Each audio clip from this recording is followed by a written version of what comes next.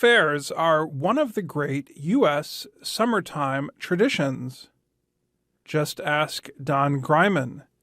He has been going to the Iowa State Fair since just after he was born, 89 years ago.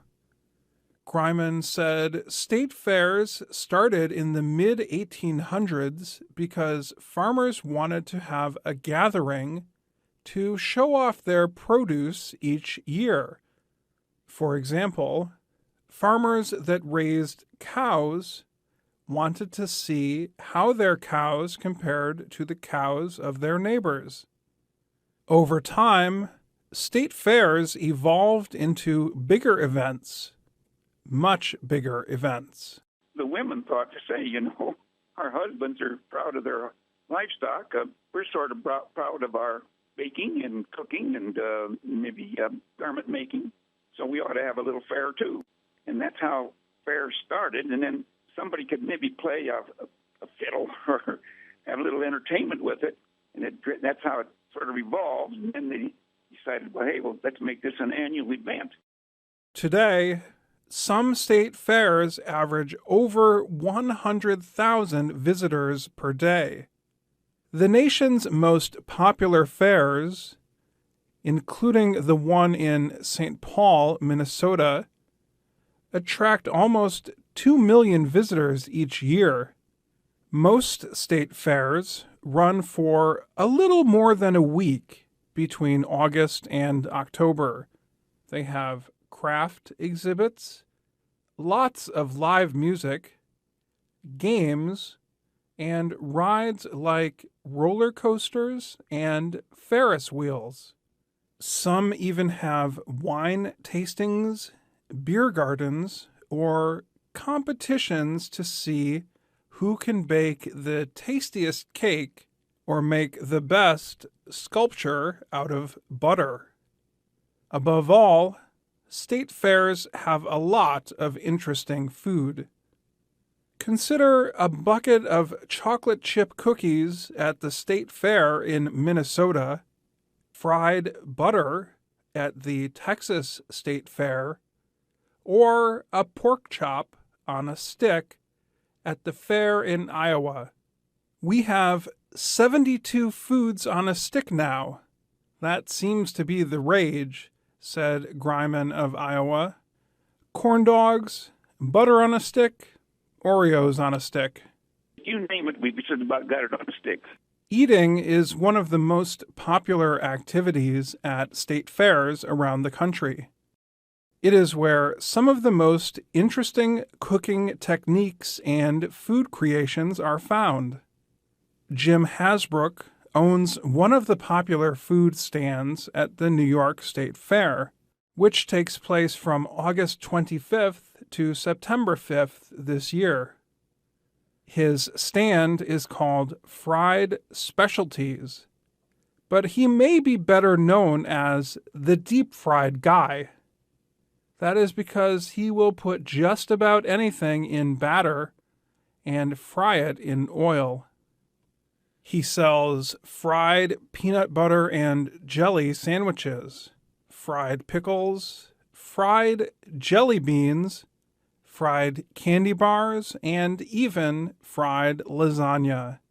He has 35 items on the menu. Everything's friable. Everything. I've done everything up to whiskey and fruits. I've done everything. Everything's friable. It's all in the process, how you do it. If you want to take the time and come up with a process and you can and toy with it, you can make it happen. This year, he has a special fried creation. It is called the Harvester. The sandwich includes mashed potatoes, stuffing, fried turkey, and other items that recall the U.S. holiday of Thanksgiving. Hasbrook loves frying food so much that he sold his construction business and devoted himself to making fried items. This is what we do full-time now, he said. Hasbrook attends multiple fairs and festivals each year, but he is from New York and loves being at the New York State Fair. My blood gets flowing. I feel like a kid again. It's just a great thing, and I don't think you can go wrong with going to a state fair. If you want to visit the king of all fried items, it is a good idea to pack your bags for Texas. That is where you will find Abel Gonzalez. Some people call him Fried Jesus. The State Fair of Texas runs for almost a month, from September 30th to October 23rd. It is located in the city of Dallas. Gonzalez impressed food critics from all over when he came up with fried butter in 2009. His creation was so good that the newspaper in Dallas wrote that he should be named Texan of the Year.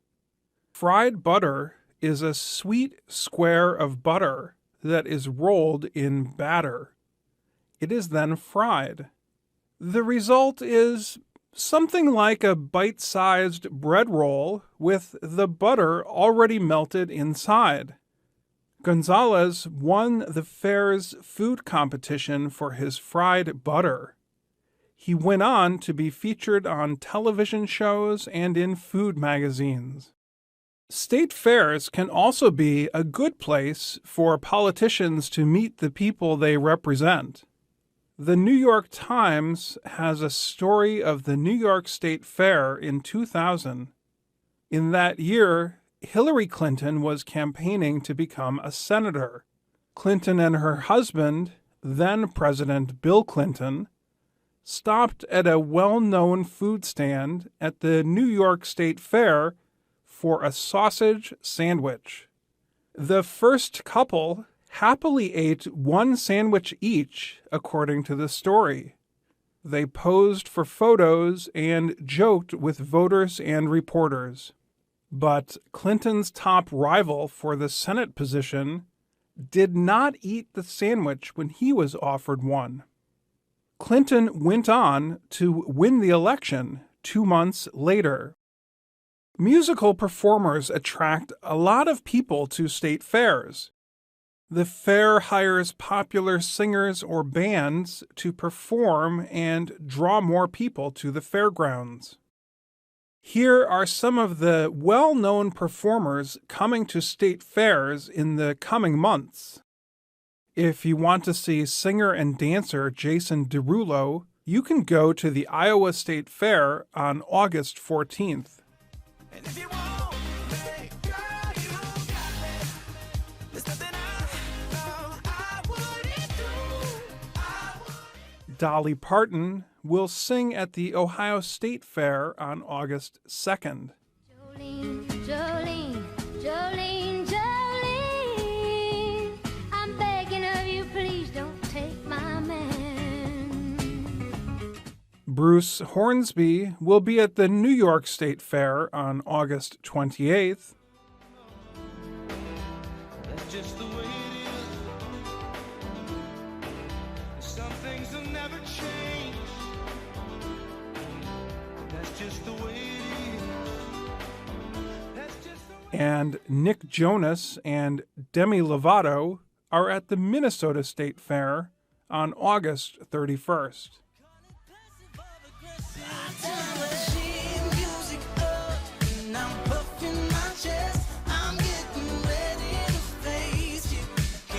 State fairs have many modern parts these days, but at its core, Don Greiman of Iowa says the event still aims to bring a variety of people together for a few days of fun. He says the state fair is a way for our city cousins to look at the animals because they don't have the opportunity to see them every day like we do, to try different food than usual. Not everybody has a corn dog or butter on a stick. And then, of course, the entertainment. There's something at the fair you can't see every day. I'm Dan Friedel.